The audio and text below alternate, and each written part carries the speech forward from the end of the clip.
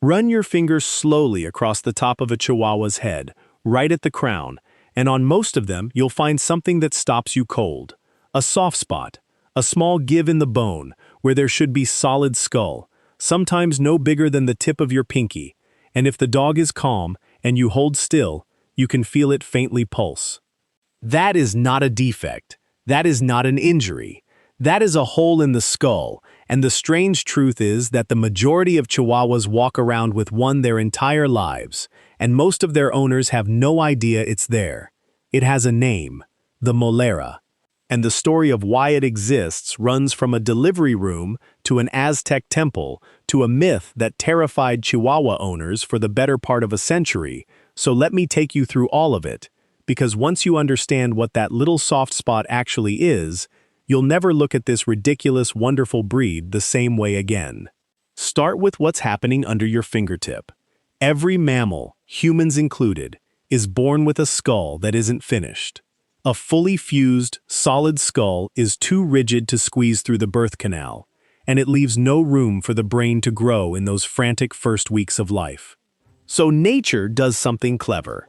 It builds the newborn skull as separate plates of bone, floating slightly apart, connected by soft membrane, with gaps between them called fontanelles.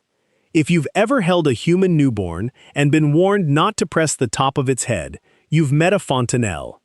It's the same soft spot, the same open window in the bone, and in a human baby it seals over and disappears within the first couple of years, as the plates grow together and lock. In most dogs, the same thing happens, just faster. The fontanelles close in the early weeks of puppyhood, and the skull becomes one continuous dome. But the Chihuahua does something that separates it from nearly every other breed on Earth. In a huge percentage of them, that window at the top of the skull simply never closes. The bone grows toward the gap, and grows, and then just stops, leaving a permanent opening covered only by skin and membrane. The puppy becomes an adult, lives a full and healthy life, grows old, and that soft spot stays open the whole time, a leftover piece of infancy that never went away. Now, why the Chihuahua and almost nothing else? The answer is written in the shape of its head. Breeders spent generations selecting for that distinctive round skull, the one the breed standard actually calls an apple dome, and here's the trade nobody mentions when they're cooing over how cute it is. When you breed an animal for a rounder, higher, more domed skull packed onto a tiny body, you are asking the bone to do something unusual, and one of the side effects of chasing that shape is a skull that often refuses to seal itself shut. The molera isn't an accident that crept into the breed. It rode in on the same genetics that gave the Chihuahua the very head shape people fell in love with. The soft spot and the apple dome are two ends of the same rope. For most of the 20th century, this terrified people, and here's where the story turns dark before it turns reassuring. Somewhere along the way, the molera got tangled up with a genuinely serious condition called hydrocephalus, which is a dangerous buildup of fluid on the brain. The logic seemed to make sense. Fluid pressure builds inside the skull bulges, the soft spot is where the pressure shows. And so for decades, a frightening piece of folk wisdom spread through the dog world. If your Chihuahua has a hole in its head, its brain is in danger. Owners would feel that soft spot for the first time and spiral into panic, convinced their tiny dog was sick, or fragile, or doomed. And this is the part I most want you to hear, because it corrects a fear that hurt a lot of good dogs and worried a lot of good people. The molera, on its own, is not a disease. The Chihuahua Club of America and the veterinary understanding that followed made this clear. An open fontanelle by itself is a normal characteristic trait of the breed, and the overwhelming majority of Chihuahuas who have one are perfectly healthy, with completely normal brains and completely normal lives. A soft spot is not evidence of hydrocephalus, any more than a birthmark is evidence of illness. For years, the two were confused, and healthy puppies were treated as sick ones over something that was simply part of being a Chihuahua. It's worth sitting with how normal it truly is considered to be. This is one of the only breeds whose own written description has historically acknowledged the molera as an ordinary, expected trait rather than a fault, which is an extraordinary thing when you think about it.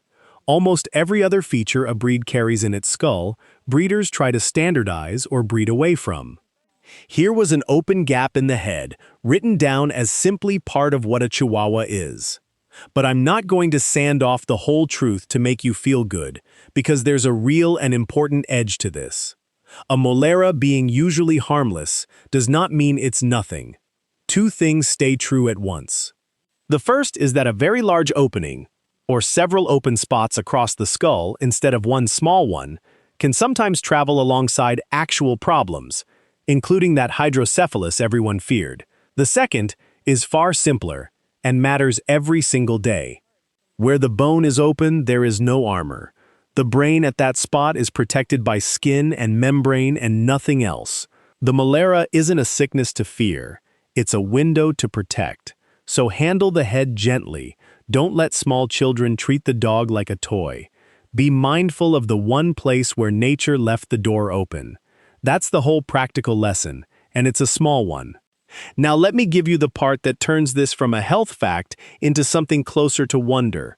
Long before any vet measured a fontanelle, the people who first kept these dogs already knew about the soft spot, and they gave it a meaning entirely their own.